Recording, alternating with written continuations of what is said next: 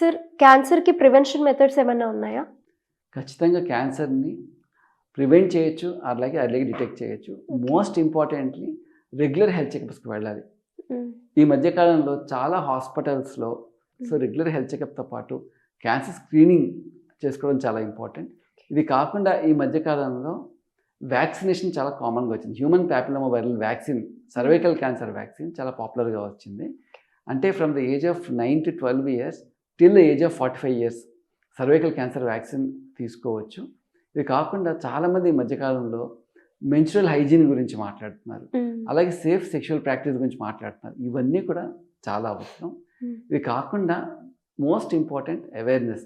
అంటే బాడీలో ఏదైనా మార్పు జరుగుతున్నప్పుడు ఖచ్చితంగా we should be aware of the changes and visit the doctor. Okay sir, చాలా మందికి తెలీదు క్యాన్సర్ క్యూరబులా కాదా అని. చాలా మందికి రకరకాల డౌట్స్ ఉంటాయి. సో మీరేం చెప్పాలనుకున్నారు? క్యూరబులా? క్యాన్సర్ ఈజ్ 100% క్యూరబుల్ అమ్మా. అంటే if you detect cancer early, అంటే ఫస్ట్ స్టేజ్, సెకండ్ స్టేజ్లో ఖచ్చితంగా ఇట్స్ క్యూరబుల్. కానీ అడ్వాన్స్ స్టేజెస్లో క్యాన్సర్ని క్యూర్ చేయడం చాలా కష్టం అవుతుంది. ఓకే.